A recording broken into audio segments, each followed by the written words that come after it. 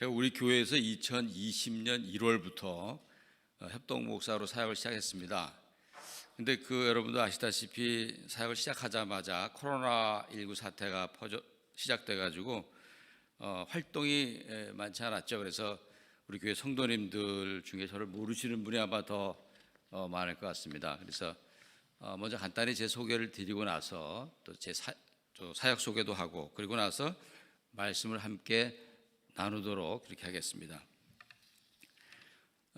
다임 목사께서 말씀해 주신 것 마찬가지로 주말에는 제가 교회에서 아름누리 팀을 섬기고 있지만은 주중에는 제주 미랄 선교단이라는 장애인 선교단체에서 사역을 하고 있습니다. 미랄 선교단은 창립한 지 약 44년 됐습니다. 그리고 장애인 선교의 노하우가 축적되어 있는 장애인 전문 선교단체입니다. 그래서 다른 선교단체들이 교회와 협력해서 사역을 하듯이 저희 미랄 선교단도 지역 교회와 협력해서 그 지역에 있는 장애인 영혼 구원을 위해서 힘을 쓰고 있는 단체입니다. 제주 미랄 선교단도 마찬가지로 우리 제주 아름다운 교회와 협력해서 이 지역에 있는 장애인들을 섬기는데 또 그들을 주께로 인도하는 일을 위해서 최선을 다하고 있습니다. 하나님께서는 제가 1990년 1월 달에 신학대학원을 마쳤는데, 신학대학원을 마치고 바로 서울에 있는 한국미랄선교단 본부에서 선교부 간사로 1년 동안 사역을 하게 하셨습니다. 그러고 나서 그 이듬해에는 대전으로 보내셔가지고 대전 미랄선교단을 개척하게 하셨어요. 그래서 약 5년 동안 대전에서 사역한 다음에 96년 1월 달에는 캐나다 토론토를 보내셔가지고 또 토론토 미랄 선교단을 개척하게 하셨습니다. 그래서 약 7년 동안 사역을 했죠. 그러다가 2003년 1월에는 미국 시애틀로 넘어가서 그때는 이제 미랄 선교단이 아니라 한인 교회를 개척하게 하셨습니다. 약 3년 동안 시애틀에서 목회를 하다가 제 모교회인 서울 거여동에 있는 누리사랑 교회에서 저를 행정 목사로 다시 불러가지고 제가 2006년 1월부터 약 13년 동안 제 친구였던 담임 목사와 함께 누리사랑 교회를 섬겼습니다. 근데 하나님의 섭리 가운데 2018년 6월 18일 그 친구가 담임 목회하던 그 친구가 갑작스럽게 소천하는 바람에 저도 2018년 말에 그 교회를 사임하고 2019년 1월 달에 이 제주에 내려와서 이 제주 미랄 선교단 창립을 준비하게 됐습니다. 2019년 11월 28일 날 바로 이 자리에서 손보호 장로님을 모시고 저희 제주 미랄 선교단 창립 예배를 드렸습니다. 그래서 이제 제주에서의 사역이 시작됐던 겁니다. 이제 간단히 제 소개를 마치고요. 이제 사역 보고를 잠깐 하도록 하겠습니다. 이제 2020년 1월부터 이 아라동 주공 아파트에 계신 그 장애인분들을 대상으로 전도 활동을 펼치면서 한 분 한 분 교회로 인도했었습니다. 그러던 중에 이 코로나19 사태가 시작돼 가지고 더 이상 전도 활동을 할 수가 없게 됐죠. 그래서 전도 활동을 중단하고 또 주일 예배에 나오던 몇몇 장애인분들도 이 비대면 예배가 되면서 교회 못 나오게 됐고 지금도 잘 나오지 못하고 있는 그런 실정에 있습니다. 우리 교회가 위치한 이 아라동 주공 아파트에는 생각보다 굉장히 많은 장애인분들이 계세요. 약 400명가량 장애인분들이 계시기 때문에 저희가 집중적으로 전도해야 될 지역은 바로 아라 주공 아파트 안입니다. 그래서 그 단지 안에서 처음에는 제가 집집마다 가가호 방문하면서 전도를 했었는데 쉽지 않기 때문에 이제는 저희가 이런저런 루트로 그 장애인 소재를 파악해서 이제 앞으로 전도할 생각입니다. 그 전도 방법은 좀 특별합니다. 그냥 복음을 전해가지고 처음부터 예수 믿는 분들은 쉽지 않고요. 일주일에 약 1시간 정도 시간을 내서 매주 고정적으로 그들을 방문해서 친구가 되어주는 겁니다. 그 친구가 되어주면은 어느 순간에 우리가 예수님에 대해서 아름다운 교회에서 전혀 얘기하지 않아도 먼저 본인들이 때가 되면은 이제 교회에 대해서 이 예수님에 대해서 묻게 돼 있습니다. 그때까지 우리가 좀 참고 이 아름다운 교회 아름다운 이야기라든가 예수님에 대한 신나는 이야기는 좀 참고 그때까지 기다리면서 친구가 되어주시면 이제 한 달, 두 달 지나서 어느 때가 되면 본인이 먼저 본인 입으로 교회에 대해서 예수님에 대해서 묻게 되죠. 그럼 그때 이제 그들에게 복음을 전하는 것이 저희가 그동안 경험했던 이 장애인 전도의 노하우입니다. 혹시 성도님들 가운데서도 이렇게 장애인의 친구가 좀 되어주기 원하시는 분이 계시다면 저희 아름누리 팀으로 연락 주시면은 저희가 1대1로 연결해서 매주 1시간씩 시간을 내서 그분들을 방문해서 그분들과 친구가 되어주는 이 전도 사역에 같이 동참하실 수 있도록 하겠습니다. 그리고 이 전도 사역과 함께 이제 진행되는 사역 봉사 사역입니다. 장애인들의 여러 가지 어려운 일들을 현실적인 어려움들을 저희가 돕는 봉사 사역입니다. 봉사 사역으로는 여러 가지가 있지만은 그들이 장애인들이 아주 어려워하는 일 중에 하나가 모욕하는 겁니다. 모욕하는 거. 그래서 그들과 함께 목욕탕에 가서 같이 서로 등을 밀고 모욕하는 일, 참 중요한 봉사 활동 중에 하나입니다. 또 이 설이 저희들에게 굉장히 즐겁고 기쁜 날이지만 이 장애인들에게는 오히려 외로운 날이에요. 심지어는 가족들도 가족 모이니까 집에 오지 마라 라고 얘기해서 그 장애인들이 명절이 오히려 더 외로운 시간입니다. 저희가 그 설 명절 또 추석 명절 이럴 때는 같이 모여서 같이 떡도 끓여 먹고 또 송편도 나눠 먹고 하는 그 외로움을 달래는 일들을 또 하고 있습니다. 그리고 지난해에는 우리 그 아름누리 팀에 속한 장애인 형제 한 명이 허리 수술을 여러 차례 했어요. 이 디스크 수술을 한 번이 아니라 여러 차례 하는 동안에 몸도 힘들었지만 굉장히 비용이 많이 들어가서 이 수술 비용으로 어려움을 겪었습니다. 그래서 교회에 저희들이 말씀을 드려서 상당한 액수의 수술비를 지난해 지원했던 적도 있었습니다. 그리고 이제 봄에 벚꽃이 피면 봄 소풍, 또 가을에 단풍이 지면 가을 소풍, 뭐 이렇게 같이 때마다 같이 모여서 소풍 가는 것도 또 귀한 봉사 사역 중에 하나고요. 또 여름에 육지에서 전국 장애인 캠프가 있습니다. 올해는 그동안 3년 동안 중단됐던 이 전국 장애인 캠프가 강원도 평창에 있는 한화 리조트에서 올해 있을 예정입니다. 그래서 7월 말에 있을 예정인데 시간이 허락되는 우리 아름누리 팀 장애인분들과 함께 그 전국 장애인 캠프에 참여할 예정입니다. 그리고 발달 장애인을 위한 토요학교 또 주일학교, 그러니까 또 굉장히 중요한 사역을 앞으로 꼭 해야 될 일 중에 하나입니다. 그리고 그 전도 봉사 사역과 아울러서 또 한 가지 중요한 일이 이제 계몽 사역입니다. 계몽 사역. 아직도 장애인에 대해서 잘 모르는 분들이 많습니다. 교회도 마찬가지입니다. 장애인들을 잘 알지 못하는 교회와 사회를 대상으로 장애인들의 불편한 삶을 알리는 이 계몽 사역입니다. 대표적으로 제주도는 세계적인 관광지이지만 유명한 관광지나 맛집은 휠체어 장애인들이 접근하기가 거의 불가능합니다. 이런 사실들을 저희가 알리고 계몽하는 사역을 하고 있습니다. 또 비행기를 타고 제주에 오는 장애인들은 그나마 공항에 편의시설이 잘 갖춰져 있기 때문에 큰 어려움이 없지만 이 배를 타고 제주에 오는 장애인들에게 굉장히 어려움이 많습니다. 배 안에 편의시설들이 제대로 갖춰져 있지 않아서 굉장히 어려움을 겪습니다. 그럼 뭐하러 비행기로 오면 되지 배로 오느냐라고 생각하는 분이 계시겠지만 이 장애인들, 휠체어 장애인들은 그 자기가 쓰는 자가용에 여러 가지 장비들이 붙어 있습니다. 예를 들면 휠체어를 탄 장애인들은 휠체어를 타고 자기가 운전석에 옮겨 앉아요. 그럼 휠체어를 접으면 위에서 이렇게 기계가 이제 내려와서 휠체어를 잡아가지고 쭉 끌어올려서 지붕에 실어줍니다. 그렇기 때문에 그 다른 사람의 도움이 없이 휠체어 장애인들도 혼자서 차를 움직일 수가 있어요. 이 장비가 없을 때는 누가 꼭 이 휠체어를 차 뒤에다 실어주고 내려주고를 해야 이 장애인들이 그나마 운전할 수 있었는데 이제는 그 장비가 갖춰진 차들이 많기 때문에 그런 차를 가지고 제주에 오면 제주에서 움직일 때도 불편이 없습니다. 바로 그런 차를 가지고 와야 될 필요가 있는 장애인들의 경우는 배를 타고 와야 되는데 그때는 아주 어려움이 많습니다. 그래서 이런 것도 저희들이 계몽해야 되는 일 중에 하나입니다. 배를 타고 제주에 오는 장애인들이 얼마나 불편한지, 얼마나 그 배 안에 장애인 편의시설이 제대로 갖춰져 있지 않은지를 제가 알려드릴 필요가 있습니다.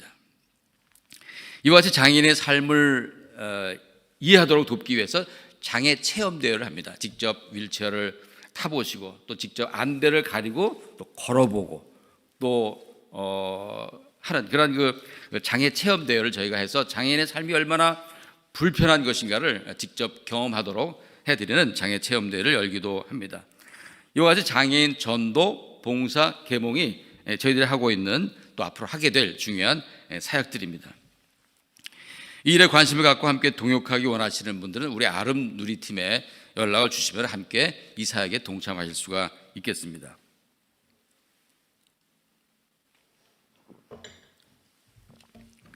오랜만에 설교를 하니까 자꾸 입이 마릅니다.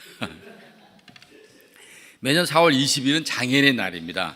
이 장애인의 날은 1981년도에 심신장애자 복지법에 근거해가지고 장애인에 대한 국민의 이해를 깊게 하고 장애인의 재활 의욕을 높이기 위해서 제정된 대한민국 법정 기념일입니다. 4월 20일. 그리고 이 장애인의 날을 전후한 주일을 장애인 주일로 지키기로 한국기독교교회협의회에서 결정해서 지금 43년째 이 장애인 주일로 그렇게 지켜들어오고 있습니다. 우리 교회에서도 이 4월 30일 오늘을 이 장애인 주일로 정하고 장애인에 대한 이해를 깊게 하는 시간을 갖기로 한 것입니다. 그러나 원하기는 내년에는 이 장애인 주일 하루만 지키는 것이 아니라 좀 장애인 주간으로 한 주간 지켜가지고 장애 체험대회도 좀 열고 또 장애인과 같이 좀 목욕탕도 같이 가고 또 장애인 초청 간증 집회도 하면서 좀 더 풍성한 이 장애인 주간을 지냈으면 하는 그런 기대가 있습니다. 그럼 이제부터 아까 함께 읽은 그 본문 말씀을 중심으로 이 장애인 선교의 중요성에 대해서 한번 생각해 보면서 은혜를 나누도록 하겠습니다. 오늘 본문 말씀에 보면은 세례 요한이 옥에 갇혀 있다고 나옵니다. 왜 옥에 갇혔습니까? 성경에 보면은 이 갈릴리 분봉왕 헤롯, 이 헤롯이 자기 동생 이 빌립의 아내 헤로디아를 강제로 취해버렸죠. 이 일을 갖다 세례 요한이 책망하니까 이 헤롯이 세례 요한을 옥에다 가둬버렸습니다. 그래서 이제 세례 요한을 옥에 갇혀가지고 꼼짝 못하는 신세가 됐어요. 그러니까 어떻게 보면 좀 곧 죽을지도 모르는 그러한 상황에 처했습니다. 그래서 이제 자기의 사역을 정리하는 것은 곧 메시아가 누군지를 세상에 알리는 그것이 자신의 가장 큰 사명이기 때문에 이제 동안 알고 있던 그 예수님이 메시아가 맞는지 아닌지를 마지막에 확인할 필요가 있었던 거죠. 그래서 제자들 예수님께 보내서 당신이 우리가 그동안에 기다렸던 메시아가 맞습니까? 아닙니까? 이걸 지금 묻고 있는 거죠. 사실 그 세례 요한은 예수님에 대해서 가장 잘 알고 있었던 사람 중에 한 명이죠. 그 이사야에서 예언되어 있는 광야에 외치는 자의 소리로서 주의 길을 예비했던 사람이 세례 요한입니다. 뿐만 아니라 요한복음에 보면 예수님께서 메시아, 그리스도, 하나님의 아들이심을 세상에 가장 많이 드러냈던 사람이 세례 요한이죠. 이렇게 예수님에 대해서 가장 잘 알고 있었던 세례 요한이 지금 옥에 갇혀서는 예수님에 대해서 의문이 생기기 시작했던 겁니다. 왜 그랬을까요? 예수님께서 하신 일들을 가만히 옥에서 전해 듣다 보니까 좀 이상해요. 자기가 그동안에 기대했던 그 메시아와는 좀 다른 면이 있었던 겁니다. 당시 세례 요한을 비롯한 대부분의 유대인들은 그 정치적인 메시아를 기다리고 있었죠. 당시 로마의 식민지 하에 있던 이스라엘을 그 해방시킬 이 정치적인 메시아를 기다리고 있었습니다. 근데 세례 요한이 옥에 갇혀서 가만히 보니까 그런 모습이 안 보여요. 이 심판주의 모습을 안 보이고 영 이상한 모습을만 보이시는 거예요. 물론 예수님의 그 가르치심이 다른 서기관과는 달랐죠. 그리고 많은 병자를 치료하셨고 많은 장애인들을 고치셨고 많은 기적과 이적을 행하시는 모습이 특별하기는 했지만은 그동안 자신이 기대했던 이 정치적인 메시아, 이 심판주의 모습은 전혀 보이지가 않았던 겁니다. 그래서 제자들을 보내서 당신이 우리가 기다리던 그 메시아 맞습니까? 아닙니까? 이걸 지금 묻고 있는 거죠. 근데 오늘 본문에 보면 예수님께서는 내가 맞다, 아니다, 이런 말씀 하지 않으시고 뭐라고 말씀하십니까? 이사야서의 말씀을 인용하시면서 말씀하십니다. 우리 본문 2절로 5절 말씀 다시 한번 함께 보시도록 하겠습니다. 2절입니다. 요한이 오게서 그리스도께서 하신 일을 듣고 제자들을 보내어 예수께 여짜오되 오실 그이가 당신이오니까 우리가 다른 이들 기다리오리까.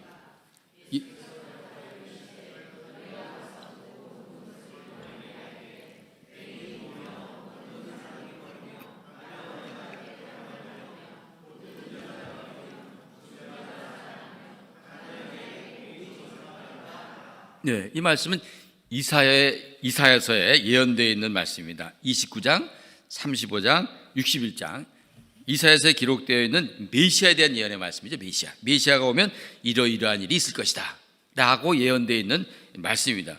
그중에 특별히 이사야 35장 5절 6절 말씀을 함께 보시겠습니다. 그때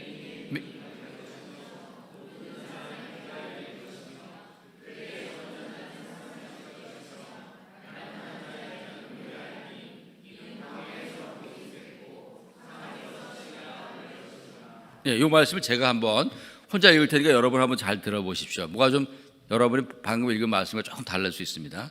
그때 시각장애인의 눈이 밝을 것이며 청각장애인의 귀가 열릴 것이며 그때 지체장애인은 사슴같이 뛸 것이며 언어장애인의 혀는 노래하리니 이는 광야에서 물이 솟겠고 사막에서 시내가 흐를 것이라. 좀 다르게 읽었죠? 네. 그 장애인들을 가장 인격적으로 대할 수 있는 호칭, 이 호칭이 이렇게 호칭하는 겁니다. 그래서 지금 그 장애인 단체에서는 이 성경에 나와 있는 이와 같은 그 호칭들을 좀 바꾸기 위해서 계속 지금 노력을 하고 있는 중입니다. 아마 기대하기는 이제 머지않은 장래 이런 그 호칭들이 지금 제가 읽어드린 호칭으로 시각장애인, 청각장애인, 지체장애인, 언어장애인 이런 호칭들로 변경될 날을 기대합니다.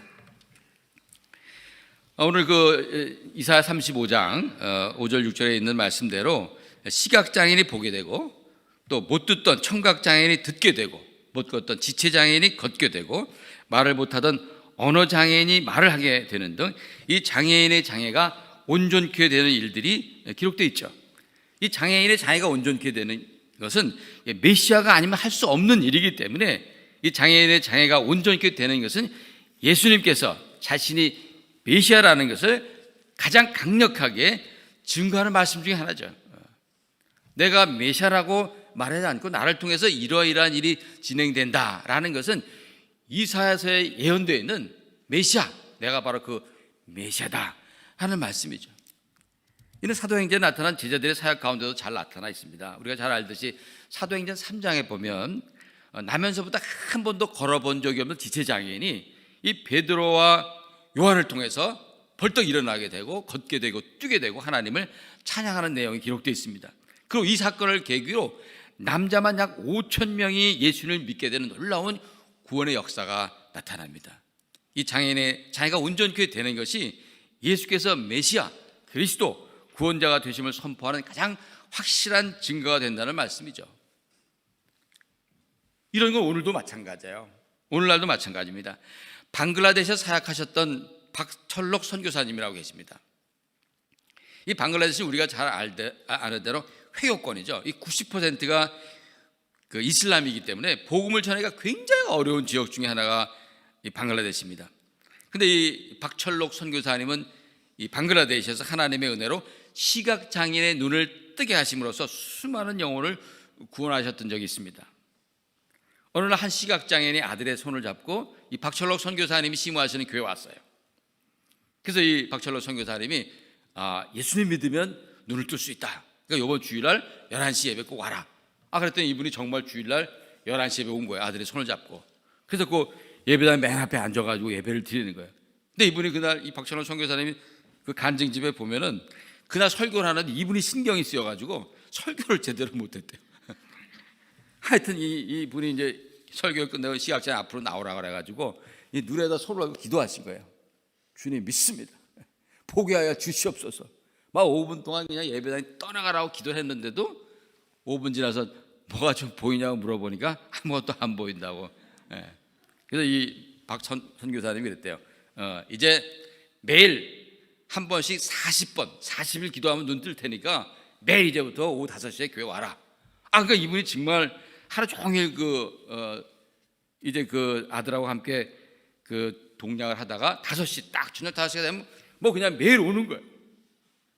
그러니까 첫날은 뭐 이제 40일 동안 여유가 있으니까 이분이 기도했어요. 근데 하루 이틀, 닷새, 열흘, 20일 지나도 뭐 아무런 변화가 없는 거예요.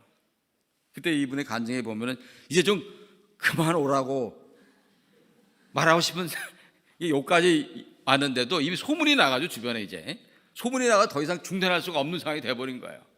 막 이분이 그냥 답답한 마음으로 계속 그래도 끝까지 기도를 했습니다. 근데 약 30일째 되는 날 하나님의 역사가 나타났어요. 30일째 되는 날 눈이 열려져 가지고 이분이 보게 된 거예요. 이 일을 계기로 인해서 그 전도하기 어려운 회교권에서 1만 명을 전도하는 놀라운 구원의 역사가 나타났던 겁니다. 장인의 장애가 온전히 되는 것은 이만큼 예수께서 메시아 그리스도 구원자라는 것을 선포하는 가장 확실한 증거가 된다는 사실 입증한 또 하나의 사건이었던 거죠. 그러나 이처럼 장애인의 장애가 온전히 되는 게 쉬운 일은 아닙니다. 아무데나 쉽게 나타나는 일은 물론 아니에요. 저도 90년 1월부터 이 장애인 사역을 시작하면서 참 많은 장애인들을 위해서 기도했습니다. 하나님께서 믿음을 주실 때마다 그 장애인들이 걷게 되기를, 또 눈을 뜨게 해주시기를, 들리게 해주시기를, 말하게 해주시기를 참 많이 기도했어요. 그런데 한 번도 기도 응답을 경험한 적이 없어요.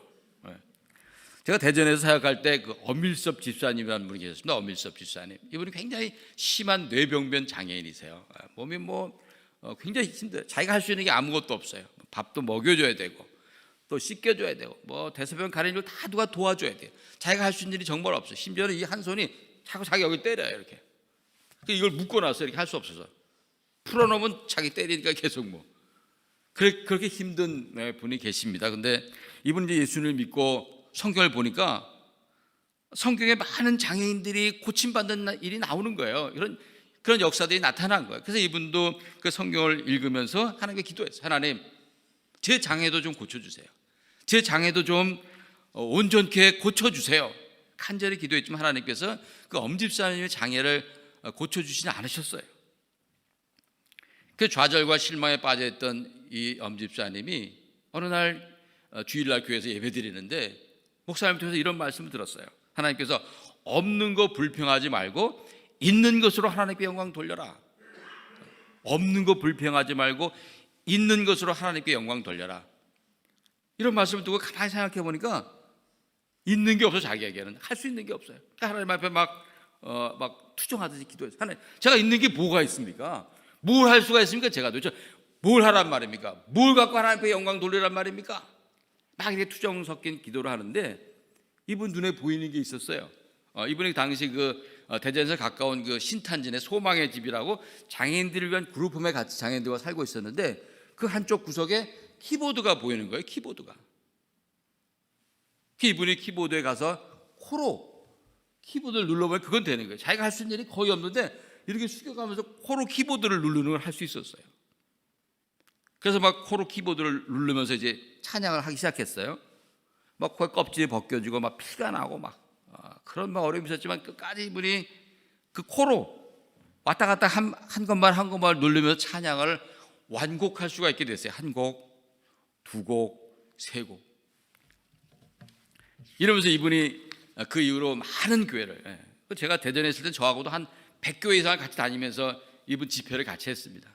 그 이후에도 이제는 국제적으로 이제는 유명한 분이 돼가지고 미국 전역을 순회했고 호주, 뉴질랜드, 캐나다, 제가 있을 때 캐나다까지 왔다 가고 하여튼 그 전 세계를 다니면서 이렇게 코로 키보드를 연주해서 많은 이들에게 은혜를 끼치고 하나님의 영광을 드러내고 있습니다. 사실은 기억하시는 분이 있을지 모르지만 2019년 11월 28일 날 창립 예배 드릴 때 우리 교회 와서 여기서 같이 한번 키보드 연주를 했던 적도 있습니다. 비록 하나님께서 엄집사님의 장애를 치료해 주신 건 아니에요. 장애를 고쳐 주신 건 아니지만 그 장애의 몸을 통해서 큰 영광을 받고 계십니다. 여러분, 장애인이 복음으로 변하게 되면 하나님께 놀랍게 쓰임 받음으로써 놀라운 하나님의 구원의 역사가 나타날 수가 있습니다. 그러므로 이 장애인이 복음으로 변화되는 것 매우 중요한 일입니다. 장애인 선교 매우 중요한 교회 사역 중에 하나인 줄로 믿습니다. 예수님께서 누가복음 14장 12절로 14절에서 이렇게 말씀하십니다. 누가복음 14장 12절로 14절 말씀 함께 보시겠습니다.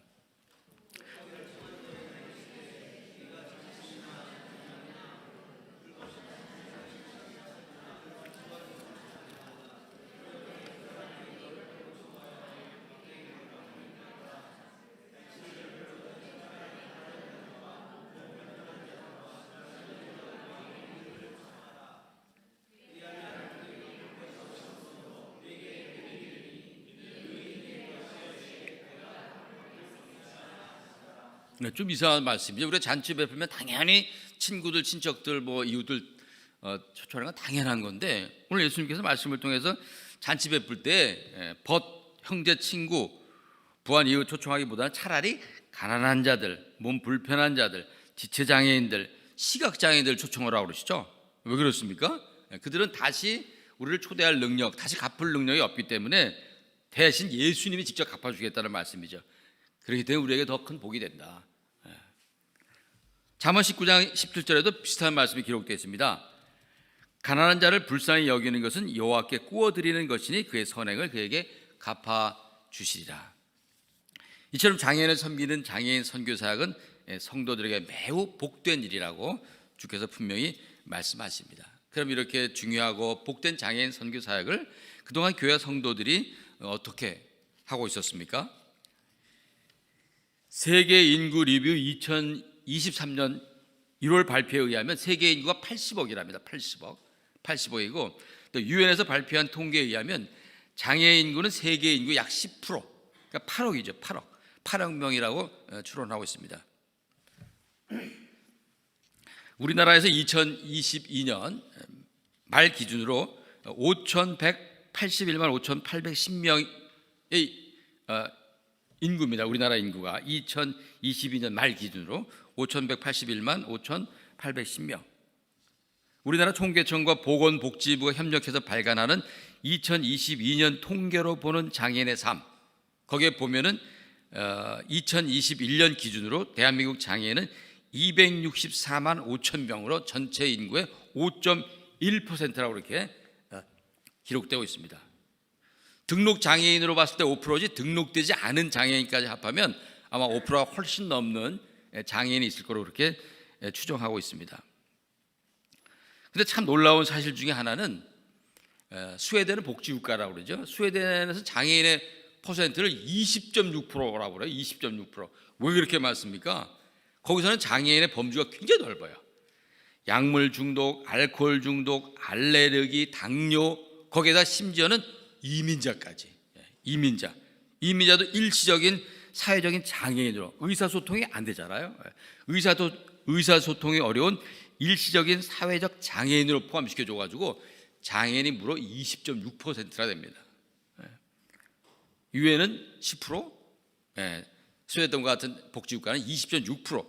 근데 거기까지는 생각하지 않고 우리나라 통계에 의한 그 5%, 장애인이 인구의 5%라고 생각한다면 교회 안에도 5%가 있어야 되죠. 어디에서나 5%의 장애인이 있어야 되지 않습니까? 어느 모임에서든지 인구 중에 장애인이 5%니까 어디 가도 5%가 있어야 되는데 교회 안에 과연 5%의 장애인이 있을까요? 100명 교인인 교회 가면은 5명 장애인을 발견할 수 있을까요? 1000명 교인인 교회 가서 50명의 장애인을 발견할 수 있을까요? 10,000명 교인 교회 가면 500명 장애인이 있을까요? 그럼 왜 이렇게 한국 교회 안에 5%의 장애인을 만나는 게 왜 이렇게 어렵습니까? 물론 일부 대형 교회를 제외하고 대부분의 교회가 장애인 편의시설이 갖춰져 있지 않기 때문에 어렵기도 하지만, 그러나 더 중요한 일은 교회가 장애인들을 선교 대상으로 보지 않고 구제 대상으로 보고 있다는 사실입니다. 장애인을 몸된 교회의 지체로 함께 몸을 이뤄야 할 천하보다 귀한 한 영혼으로 생각하지 않고 장애인을 부활절 헌금이나 성탄절 특별 헌금으로 구제해야 하는 구제의 대상으로 생각하고 있기 때문이죠. 여러분, 장애인은 구제의 대상이 아닙니다. 장애인은 우리와 똑같이 구원받아야 될 선교 대상이에요. 여러분, 장애인들이 원하는 게 뭔지 아십니까? 장애인들이 가장 원하는 것은 자신을 특별하게 취급하지 않고 그냥 똑같이 보통 사람들과 똑같이 대해주는 거예요. 똑같이. 제가 대전에 사역할 때 함께 동역했던 소아마비 여자 전도사님이 계셨어요. 이 전도사님이 그 집에만 있다가 아주 늦은 나이에 28살 아주 늦은 나이에 예수님을 만나가지고 그 은혜 받으시고 그때부터 검정고시 돼가지고 중등과정, 고등과정, 검정고시 다 마치시고 그 대전에 있는 침례신학대학 기독교 교육과에 입학하셔서 대학을 마치시고 또 침례신학대학원 그 MDB 과정까지 마치신 아주 그 귀한 그 전도사님 계셨어요. 근데 그분이 간증할 때 이런 말씀 하시더라고요. 28살에 자기가 예수님 만나서 변화되기 전까지는 그 길을 걸어 다닐 때 대전 시내를 걸어갈 때 눈을 이렇게 고개를 들고 다니지 못했대요. 사람들이 하도 자기를 쳐다봐서. 근데 쳐다보는 눈길이 뭐 이렇게 뭐 연예인을 보듯이 그렇게 쳐다보는 게 아니라 아주 뭐 이상한 사람 보듯이 그렇게 아주 따가운 시선으로 자기를 바라보기 때문에 그 시선을 감당할 수가 없어서 그냥 땅을 보고 걸어다녀요. 땅을 보고. 근데 그 장애인들을 이렇게 불편하게 만드는 시선 지금도 마찬가지예요. 지금도 지하철 타고 이렇게 지하철 타면 가끔 이 수어로 대화하는 청각 장애인들을 보게 됩니다. 그리고 주변에 있는 사람들이 이상하게 이렇게 뭐 호기심에서 그러기도 하겠지만 하여튼 그분들이 느끼기에는 굉장히 불편한 시선으로 자기들을 바라보는 거예요.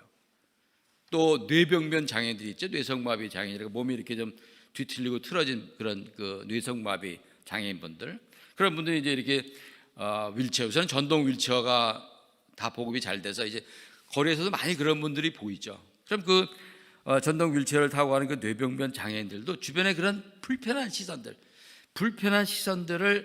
견디면서 가야 되는 거죠.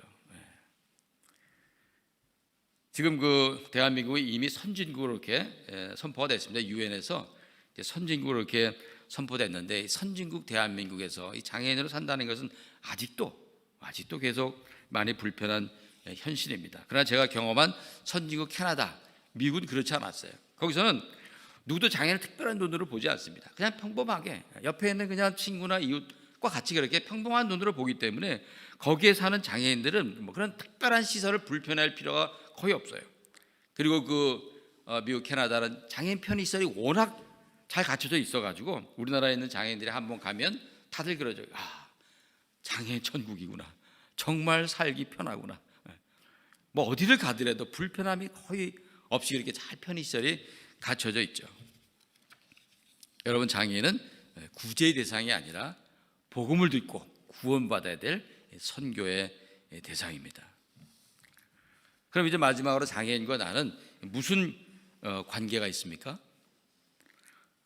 특수교육법에서는 장애가 장애인과 그 가족만의 문제가 아닌 우리 모두의 문제라고 이렇게 설명하고 있습니다. 한국 여자의 평균 수명은 대략 85세, 남자의 평균 수명은 80세로 추정합니다. 근데 특수교육에 의한 통계에 의하면 65세가 되면 아무리 건강하다 하더라도 신체적 혹은 정신적인 장애가 올 수 있다고 설명합니다.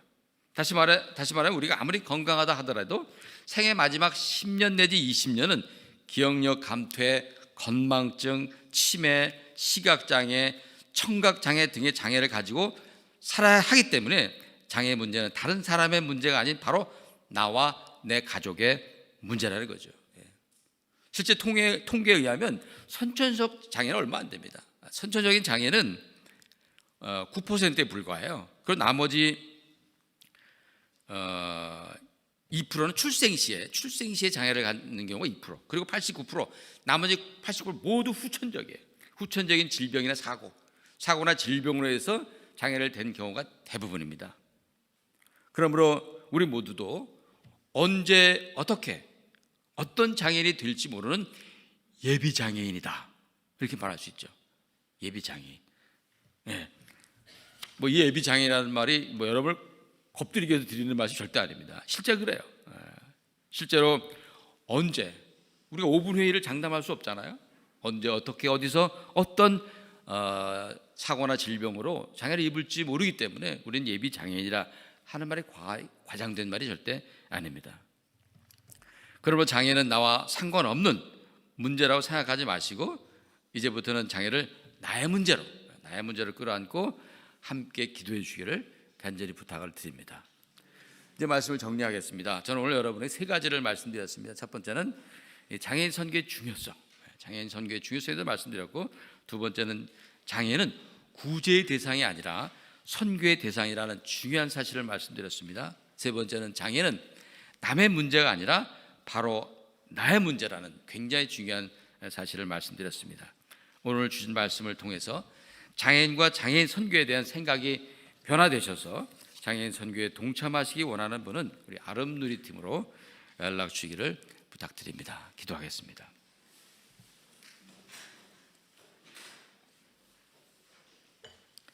하나님 아버지 감사드립니다. 오늘 장애인 주일을 맞아서 특별히 우리 장애인에 대해서 함께 생각하며 함께 은혜를 나누게 하셔서 감사드립니다. 특별히 장애인 선교의 중요성을 다시 말씀해 주셨사오니 이를 잘 기억하게 도와주시고, 또 장애인은 구제의 대상이 아니라 선교의 대상이라 말씀해 주셨사오니 이 중요한 사실을 잘 기억하게 도와주시며, 또 장애는 나의 문제가 아니라 바로 나의 문제라는 굉장히 중요한 사실을 알려주셨사오니 이 사실을 마음에 간직하고 잊지 않도록 은혜 베풀어 주옵소서. 그래서 우리 모두가 다 함께 장애를 위해서 기도하며 장애인 선교에 동참할 수 있는 동역자들이 될 수 있도록 도우시길 간절히 원하며 예수님 귀하신 이름으로 기도드렸습니다. 아멘.